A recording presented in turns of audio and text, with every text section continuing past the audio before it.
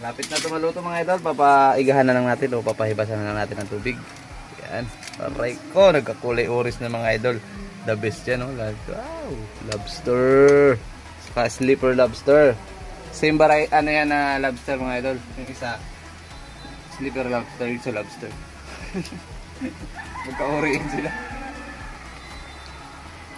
Ayan ang idol, yan nga pala yung nakuha natin kagabi sa pagpalaot natin.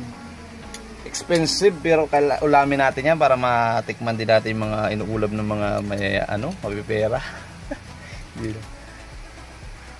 Yan. Lapit na, konting antayin na lang mga idol. Gagain na. Okay mga idol, ito, hibas na or konti ng sabaw. Pwede na ito hanguin mga idol. Yan na, oh. Wow, the best. Look ka. Yung taba niya, oh. Mga idol, oh. Grabe, the best.